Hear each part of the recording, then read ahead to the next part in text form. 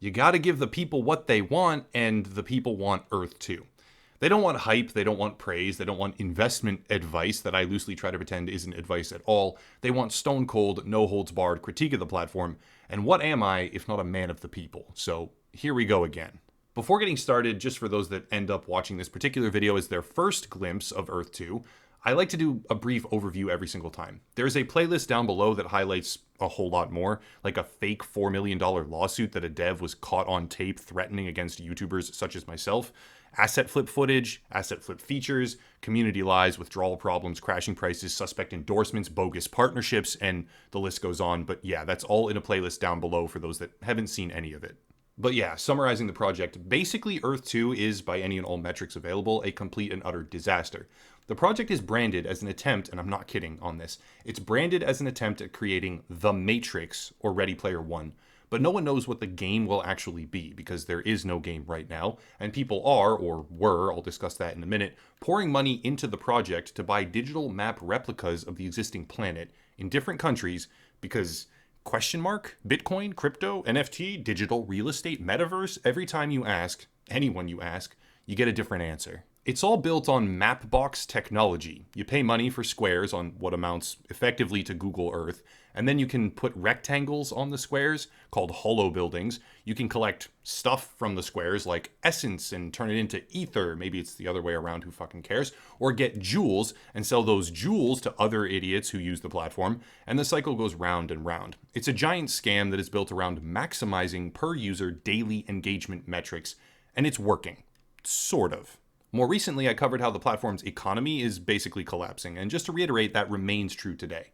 Quick example, the little slider up top that flashes wild percentage gains across your page whenever you visit the platform. Yeah, let's take a look. Something like Chad, as an example, which has risen an astonishing 500,000%, $500 a tile, or latest transaction maybe? I don't know, but that's wrong, because in the marketplace, tiles in Chad go for just over half of their algorithmic value, which is about 45 pennies. Take any country at all, and you can see this problem in 4K. The United States, algorithmically, it's listed at over $61 per tile, but if you reverse engineer the initial tile price, it's simple math really, you find that tiles in the United States originally sold for 10 cents.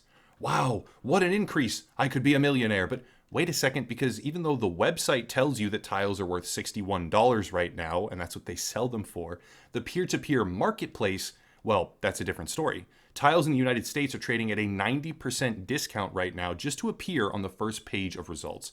And the bottom hasn't even been found yet, because the fundamental structure of this website requires you to undercut your peers in the market feed, else you will be highly unlikely to find a buyer. But that's old news, it really is. I dissected the marketplace economy last time, and I don't want to rehash all of that, so let's dig into what's actually new.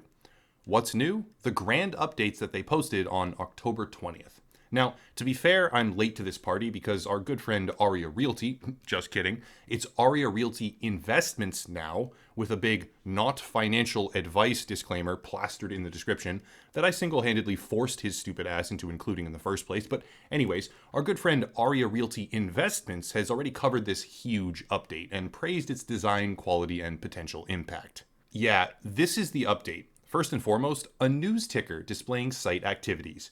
Okay, cool. How that makes the project better, I have absolutely no idea, but I'll focus on that feed in a few minutes here.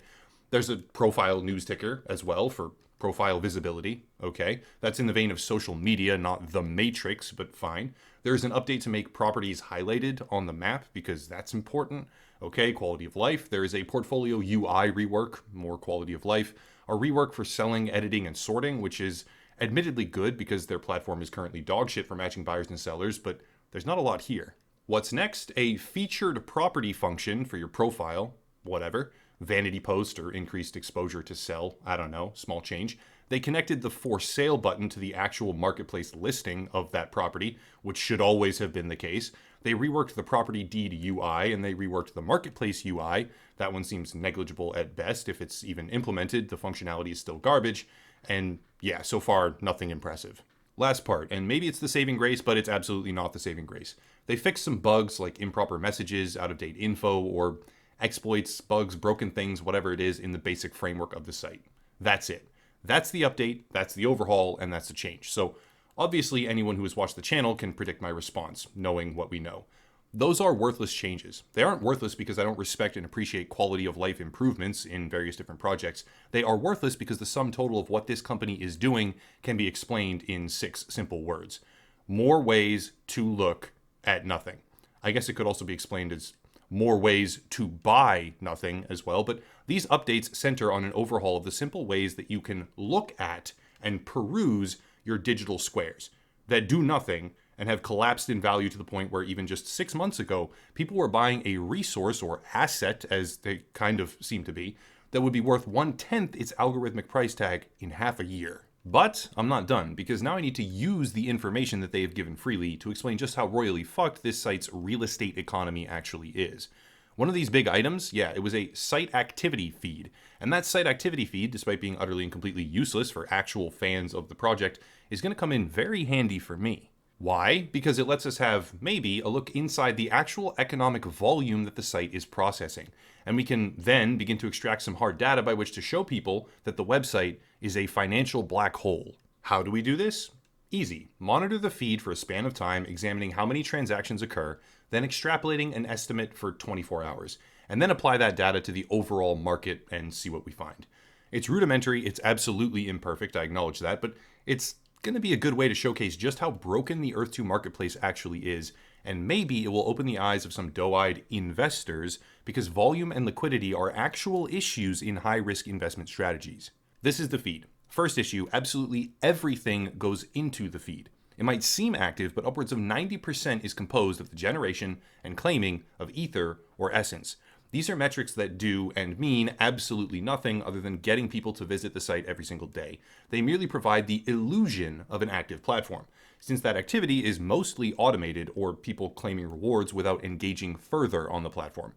A small percentage of the feed is people placing holo buildings, so that's engagement, I guess, but it's not like economy stuff. And an even smaller item is transactions.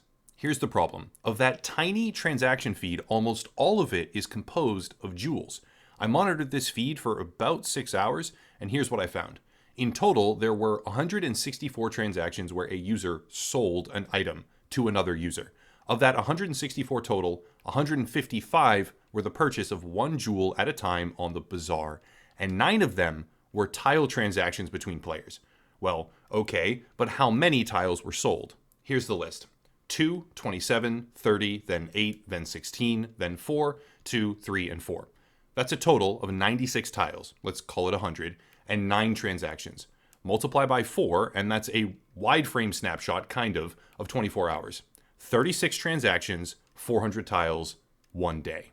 Obviously, this is a highly flexible number, but let's compare that to the overall marketplace. Here goes.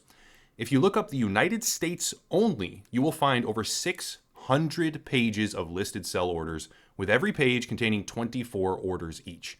That means that for just the United States, there are 14,760 open sell orders. Now, to be fair, some of those are memes, so let's decrease it by, the last 100 pages that have insane prices, and we arrive at 12,360 orders. Now, let's remember that in a speculative 24-hour window, there were 36 peer-to-peer orders fulfilled, ranging from 2 to 30 tiles in size.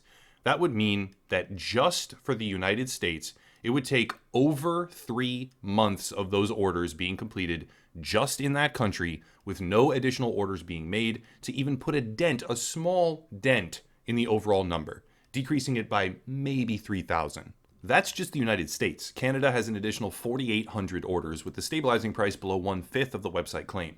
Germany has 7,200 sell orders, listing price nearing 1/10 of the website's claim. Spain has over 4,800 more. France has 6,000 more. The UK, over 7,600. And I hope everyone can start to see a pattern here, because in total, there are hundreds of thousands of open sell orders, while these orders are being filled, or matched, I guess is a better word, at roughly, it's obviously an imperfect figure, 36 orders per day. Now, yes, these numbers could go up or they could go down. I might have measured an incredibly low frequency stretch, which, maybe you triple them or quadruple them. Or inversely, an incredibly high frequency period, and maybe it's 12 in a day or something lower. But one thing is true. The economy is broken, and no amount of reasonable deviation could ever make up for the complete stagnation of this land economy. It doesn't matter what the website says with big green 500,000% increase numbers at the top of the screen. It doesn't matter what the new tile price is when you go to sell, or the estimated cost metrics they feed you on damn near every single screen. You can sell your tiles, maybe, but you have to list them for 1/10 of their current value, as projected by the website. There is no floor yet, and it could take literal years at current volume to fulfill your orders. Earth 2 has a shrinking community that trades these tiles amongst themselves while raving that this group of startup developers are somehow going to change the technological world. They create volume, they themselves, with the help of a few random outsiders. There's not very many people engaging with the platform anymore clearly by this feed, and they somehow think that this half-baked disaster is going to become the Matrix. What are they even smoking, and how do I get some for myself? How about another comparison though? Activision Blizzard, a gaming publisher whose stock is traded on the public market, has a total outstanding share count at 777 million. Why does it matter? Well, it matters because it showcases that you can, in fact, find a buyer for this item. There is sufficient volume for you to know with reasonable certainty that it's possible to offload it. And setting aside dramatic price changes or acts of God, this allows for a degree of comfort when you invest in the ticker. Earth 2 is the exact opposite. There is almost no current volume, and there are tens, possibly hundreds of thousands of sell orders piled up and increasing every day, week, and month. That means that you have absolutely no security or comfort in this purchase whatsoever. You likely cannot get rid of it no matter what you do, unless you undercut the entire market and reduce your price to less than 1/10 of what the developers are currently pretending the land is worth.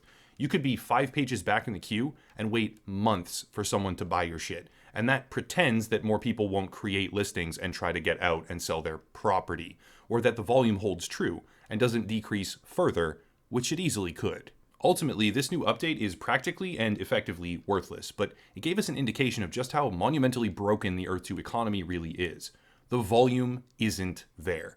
This is a group of frantic moonbro lunatics who pretend they're going to be millionaires trading properties between each other like a game of hot potato, and the music will eventually stop. And I guess I just combined hot potato with musical chairs. When that moment comes, and it very likely will come, and the volume stops completely, the trade volume that is, all of it is worthless, period.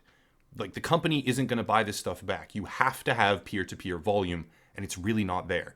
This concept was beautifully crafted to lure in unsuspecting idiots, and every day that goes by, it gets closer to the inevitable conclusion.